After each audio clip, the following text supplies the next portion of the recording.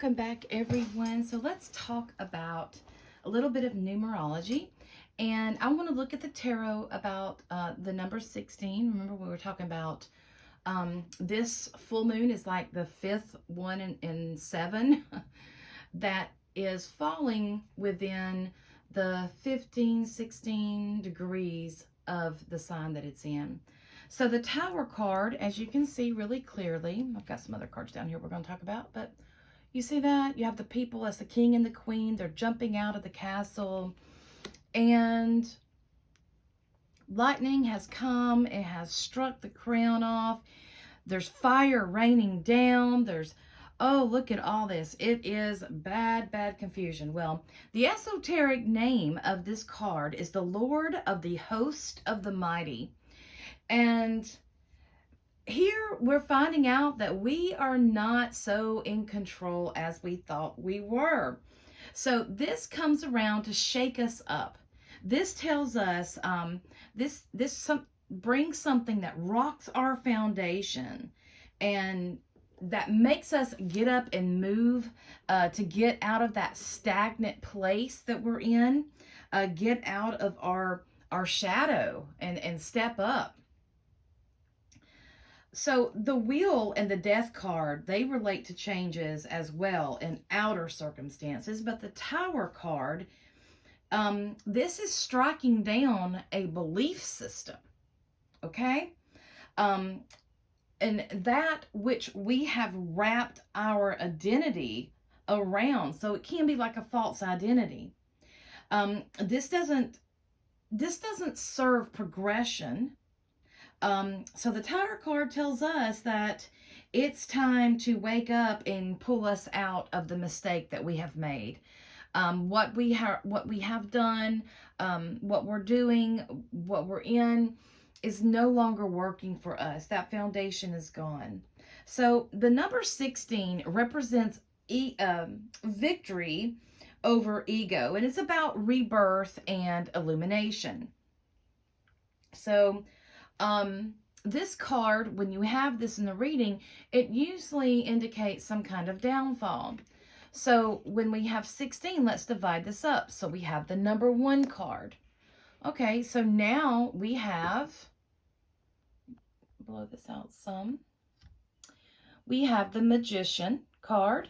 I'm going to put these over here so we won't get them confused. We have the Magician card. And the Magician card is telling us that, you know, we are the architects of our life. This is about our self-consciousness. Okay? And then, wrong card. And then we have the number 6 card, which is the Lover's card. Well, the Lover's card goes into discernment in choices. You see, this is the angel here. You have the feminine that represents the unconscious looking up at, you know, this, and you see the sun back here. This is solar energy. This is a powerful energy. So she is keeping her eye on that angel, on the divinity, okay? And the male is looking at her. Okay? So he represents the consciousness and she represents the unconsciousness. So we see here that we do have choices. It's about a balance as well. Now, our outer expression here is the 7. And the 7 is the Chariot.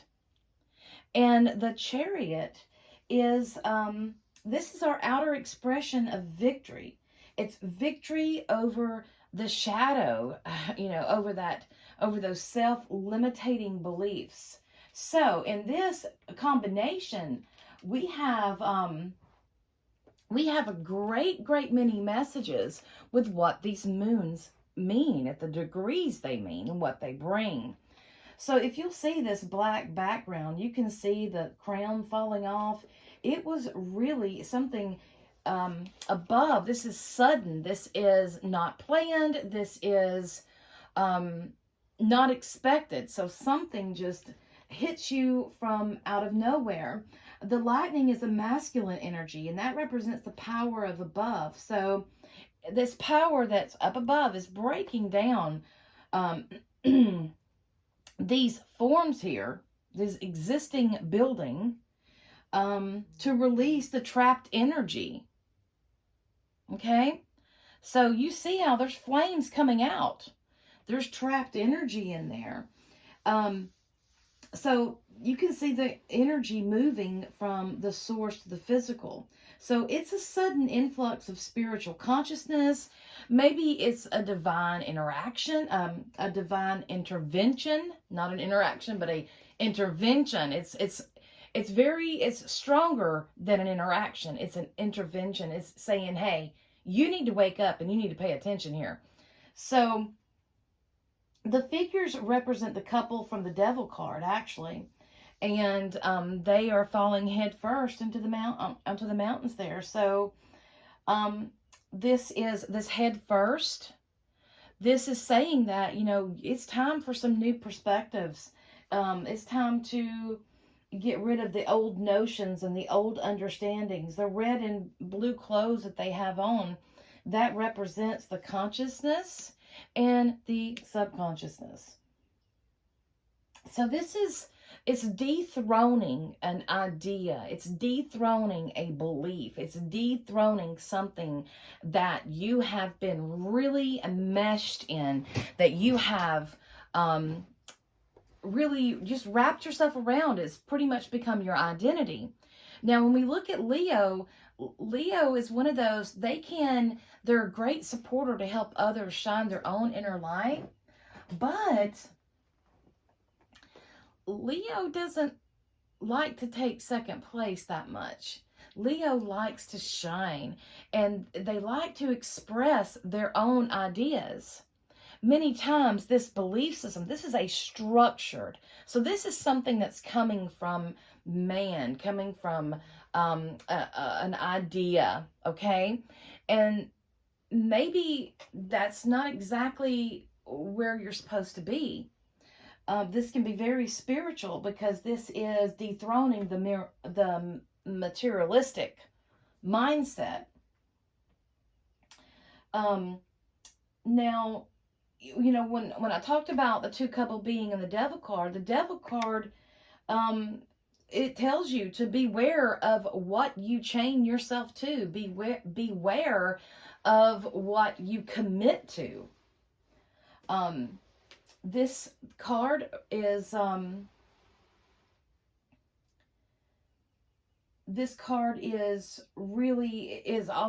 associated with Mars, but I want to go into, this is an awakening, an unexpected change. It's tearing down an unstable past. So is that not what we have been going through in our world? I mean, the United States in general is having its Pluto return. So this is exactly what's going on. But now, you know, we've talked about the Tower card. Let's look in depth a little bit at these other cards, okay? Let's talk about the Magician. The Magician is, the esoteric name is the Magnus of Power.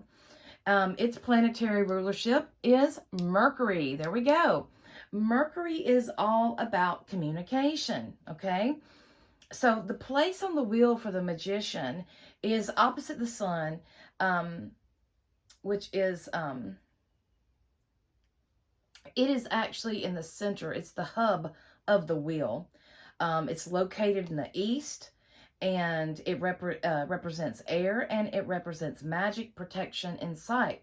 But the Magician teaches us self-mastery, and it can only be born if we are attentive to a higher power. He reminds us that we have all we need to reach our goals, but we have to use our special gift. If you notice in this card, he has before him a pentacle representing the earth, a cup representing water. He's got a staff here representing wands. He's got a sword representing air. He is pointing to the ground. He is pointing with this, with his wand up to the sky. As above, so below, as below, so above. This is action and purity. So he is pure of action. He is coming from a place where he understands how energy flows, but he's coming with pure intent. Pure intent. Now, Mercury is often pictured with winged feet and a helmet, and he is known as the messenger of the gods. He brings communication from the gods to the humans. And Mercury is he is one of those that likes to, he loves to teach. He is a teacher, and he will be happy to teach you everything he knows. He is connected to the great alchemist Hermes, as well as Thoth and Jehuti. And the ancient Egyptians attributed all the teachings of science and wisdom to Thoth, which Jehuti. So that includes medicine, language, music, alchemy, astrology, astronomy, logic, math, magic, so forth. Mercury brought us the caduceus, which is a symbol of the alchemical and healing arts. As the Magnus of Power, Mercury is also associated with the ibis bird, which is also associated with Thoth, and the all-seeing eye, which is different from, I'm not talking about the one on the back of the $1 bill. But anyway, the zodiac signs he is associated with is Gemini and Virgo. So he represents the 3rd house, which is about communication and logic, as well as the 6th house, which is related to health. Health, guys, health. Again, so this could be also with this, when we look at a Leo full moon here, this could be saying how we were taught to care for ourselves, the knowledge that we were given. But, you know, the thing that I have learned the difference in between is knowledge and wisdom. And, you know, when you study these different dimensions and you study these different ideas, you understand differences between words. Like, knowledge is just gathering information, and wisdom is when you are utilizing, you know how to utilize what you know. And that's a big difference. So, you know, the magician here, he tells us that, you know, we need to prioritize our life, to take action instead of just having things happen to us, okay? But then we get to the Lover's card, and this is about discernment, right? The Lover's card, many people think that this is a match made in heaven. And depending on the reading, it can. But let's see where it falls into the Tower, okay? So with the Lover's card, this is connecting us to the polarity that exists in our physical world. So this card is all about choices, as you know, especially in matters of relationships. And this is not just love. This is about relationships that we have with others in general, as well as ourselves. So the key to this card is that there is a decision that must be made, but we must be connected to our higher self in order to have the correct discernment. The number 6 on this card, this is about balance, harmony, beauty. It's about the give and take of energy. It's about mediation, correspondence, bringing energy into harmony. So this card is connected to joy, nurturing, kindness, and, you know, out of the tarot cards, the interesting thing about the Lover's card is that in tarot, there are 4 types of beings, and that is man, woman, angel, and animals. And the Lover's card, all of these beings are typically depicted on this card. So this is saying that we are all in relations with what we are around. So we have to use great discernment, and when we are making our decisions and choices, to understand that everything is connected. Okay? Now we can see the woman looking to the angel means the subconscious is in touch with the higher self. It helps us deal with daily challenges of life and dreams. This covers aha moments, the emotional states that arise from the subconscious. So the man is looking at the woman. So he is attentive to the subconscious, meaning he is going inward within himself, doing his self-inventory, looking in the mirror. So the man on the card is supposed to represent Adam, and behind him is the tree of life, and it contains the 12 flames, which stand for the 12 zodiacs, the 12 physical dimensions. It is life expressed into the physical, okay? Now the woman is supposed to be Eve, and behind her sits the tree of knowledge of good and evil. The fruits are the senses that are perceived in the world of reality. So, okay? We can either indulge in addiction when things get rough, or we can embrace life and learn from it, learn from its lessons, and see the benefit that it has. We have to look at it from a higher point of view. It's about paying attention to our higher self. And what is that higher self? Well, that is the higher mind. That is the highest part of who you are.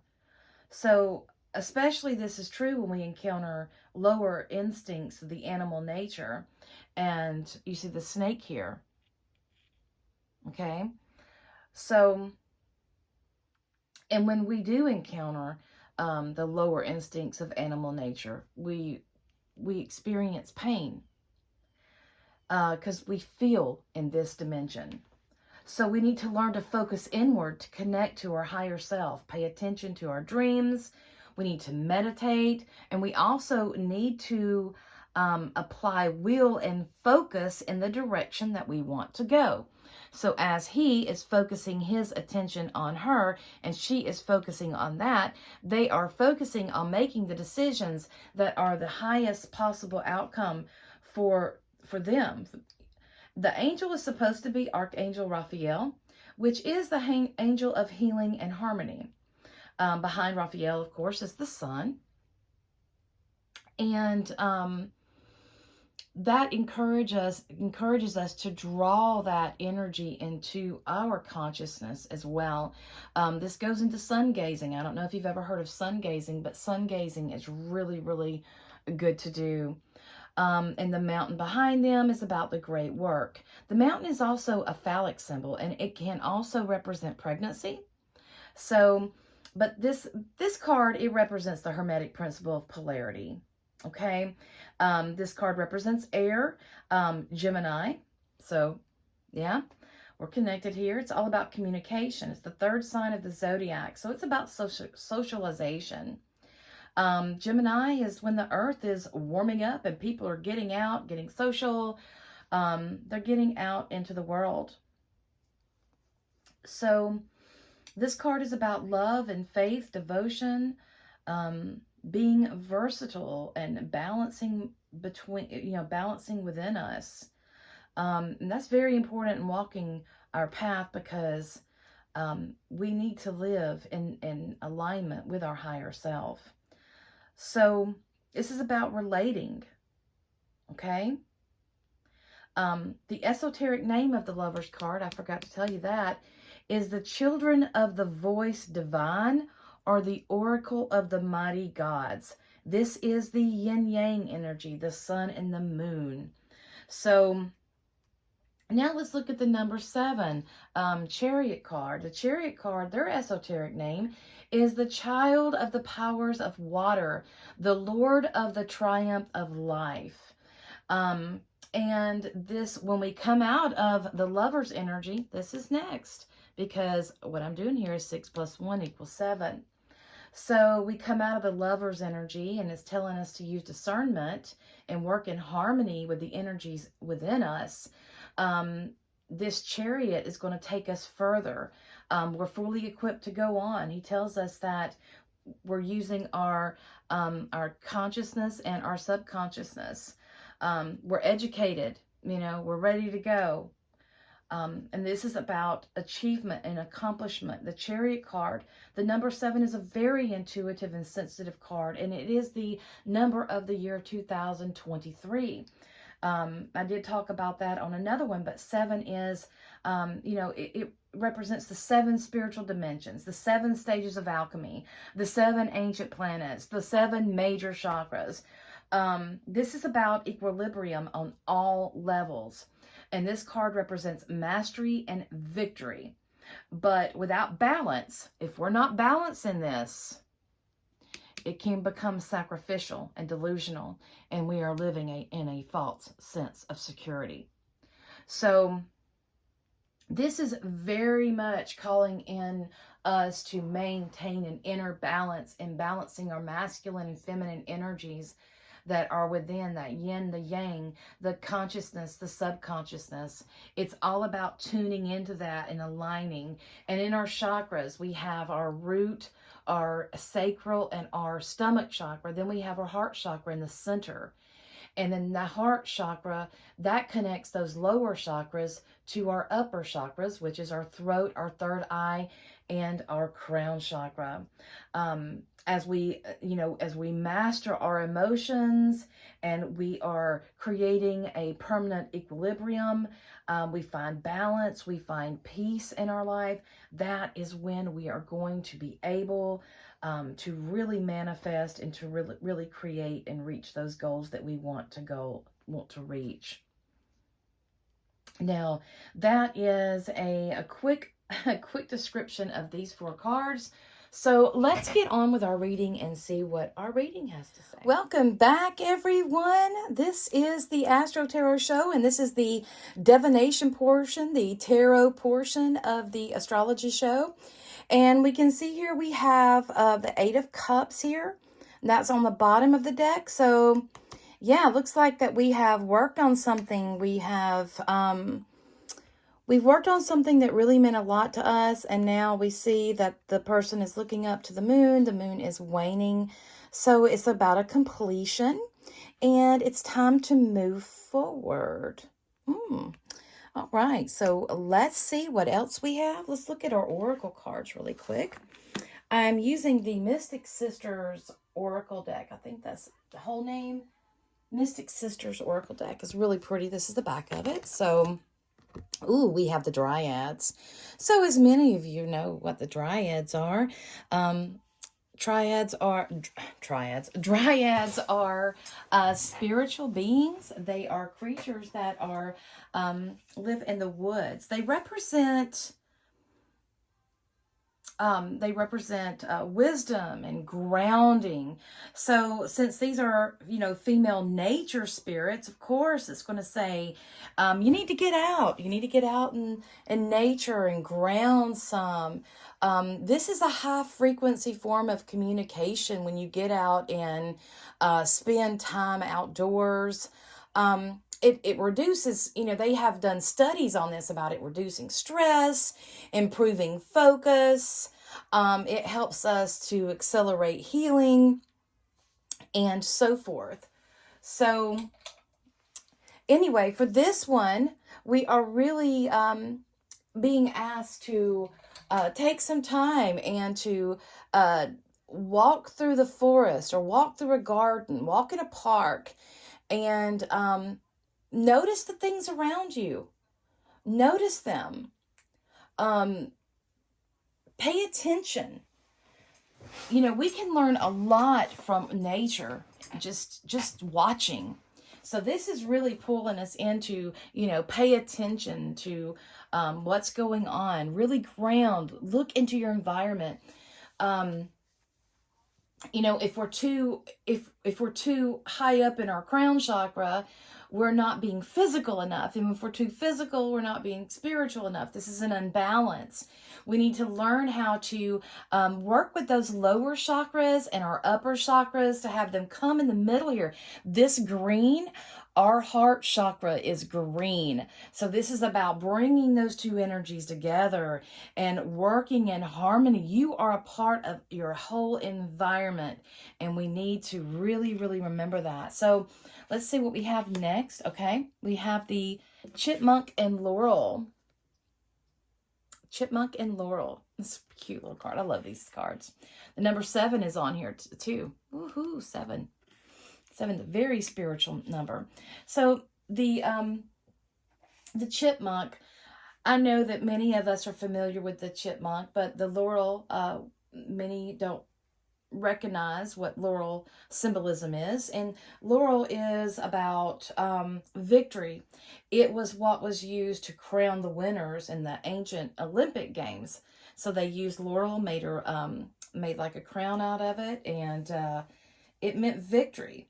So the chipmunk is, they usually take that road less traveled, you know, because they're little and they have to scurry around. There's a lot of predators around them. So they may have to take roads less traveled, that, you know, they're not so much exposure.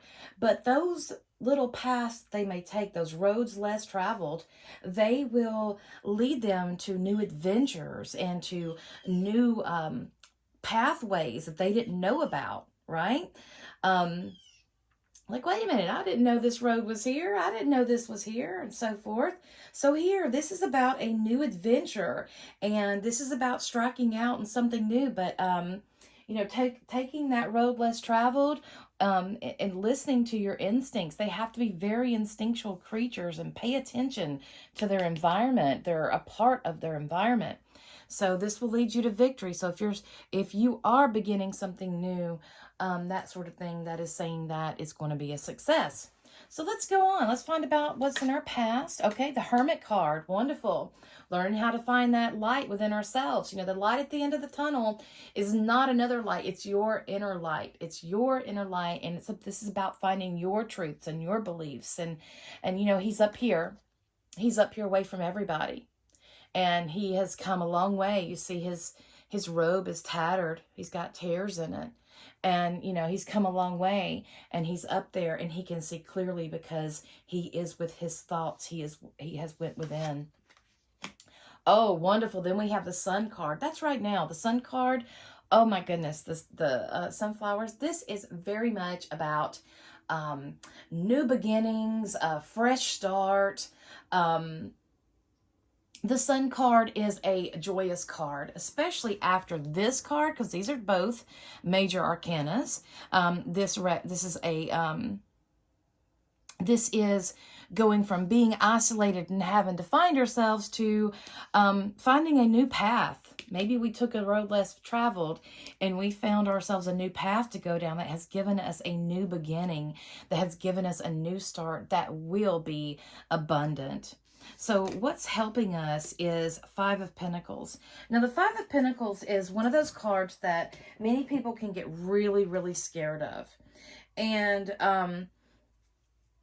the 5 of Pentacles basically just denotes, this is change. We have the number 5 for the Moon Day reading. Number 5 is a number of change. It's a number of senses. It is, and we see here, at this place, it's desolate, right?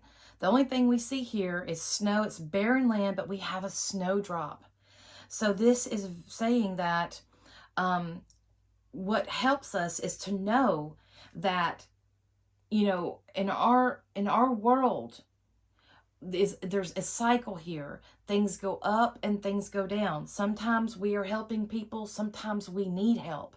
But we are never to lose hope.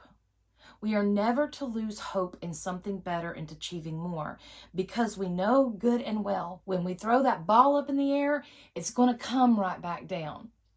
So things may look barren in this time of change, but the number 5 in numerology teaches us to be adaptable to that change, to work with what we have.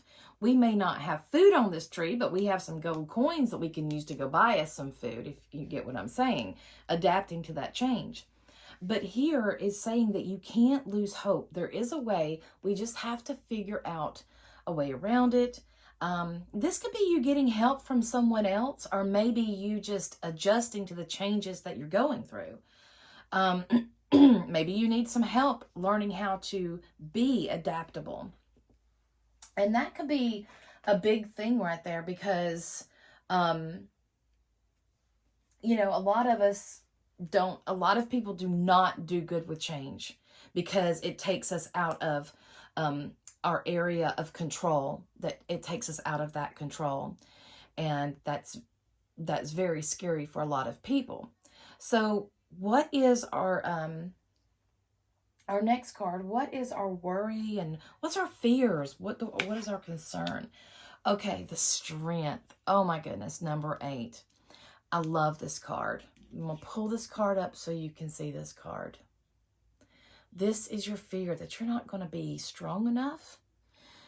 You know, when I was doing the astrology reading, I mentioned Marianne Williamson, and I mentioned the quote by her, and I'm going to include that quote at the end of this because here the number 8 is Strength card.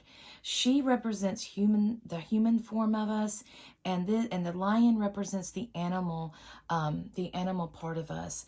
This is about balancing. And if we look at the chakras, this would represent our lower chakras, and this would represent our higher chakras, because this is the higher thought form and this is the lower thought form. And you see she has the infinity over her head, just like the Magician card does. This is also the roses. They're connected.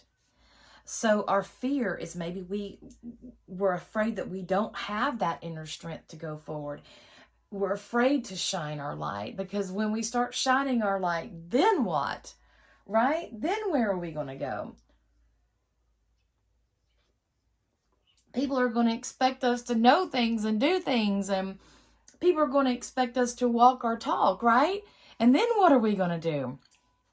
So yeah, this is wonderful, wonderful. So let's see we'll go on to our next card with what is, I'm so sorry, which is our environment. That energy that's around us. What is happening around you? What's going on? So the 6 of Swords. Remember we talked about 6. 6 is about the give and take of energy. So this is about someone that's just, you know what, the dragonfly here. We have metamorphosis. We have this, you know what, we can tell that this isn't really, it's darker water. It's not really calm as that. So we're going away from that which has caused us a lot of turmoil to a better place, to calmer water, so to speak. Usually this is a woman and a child and a man. But here this has the sword sticking into the boat, which is you're taking your ideals and you're taking your integrity. You're taking all of that you have, and you are leaving that past behind and moving forward. So this is what your environment is telling you, that it's time to move on. Again, here we go. We have this, right? We have the 8 of Cups that's saying a completion has happened. It's time to move forward. What is your next move? We have completed something. And oh my goodness. I always say oh my goodness with the 8 of Swords, because we're getting another 8 here. The figure 8. There's figure 8, 8 of Cups. So this is our advice. And our advice is, you see this woman, and I want you to look very clear here. You see the castle in the background. It's foggy behind her. There's flowers here at her feet. This rope is loosely on her. She could wiggle herself out of that if she wanted to, take off her blindfold, and then walk out of those swords if she wanted to. this is back here. Her mental, her foundation is very cloudy. It's just unclear. She doesn't have clarity in her life, and maybe not knowing where to go. But staying where you are is not helping you either. And you have to bring yourself out of those comfort zones to get yourself out of the rut to move on. You can't bring one into the other. You know, you can't still, it's like getting a new job, okay? When you leave your old job, you leave it. And then you go do your new job, which is new stuff. So you can't bring that old job with you, no matter how much you like the people, no matter how much you like your boss, no matter, you know, whatever. You can't bring that with you. So we have to understand that. And I do apologize for the squeaky chair. I'm sorry, I haven't got it oiled yet. So anyway, so this is, you know, mental clarity is missing here. You're going to have to get yourself out of this, physically get yourself out of this. 8 is, it represents the cycle of life, but it's also about a time of, whereas 8 is a time of completion and 9 is that time of, 8 is like a time of something that you've worked on and it's finished, and 9 is that completion, and it's that celebratory. It's that 9 represents that time you can sit back and, you know, breathe, right? And 10 is about the next direction that you go. So here, with this one, with this card, this is your advice. It's telling you that just get off your butt and make it happen. You're the one that's standing in your way. You and only you can get out of it. So that's the simpleness of that card. Then we have the 7 of Swords. You see here the clouds rolling in, and I know this because you see the flags are blowing up. They're blowing here.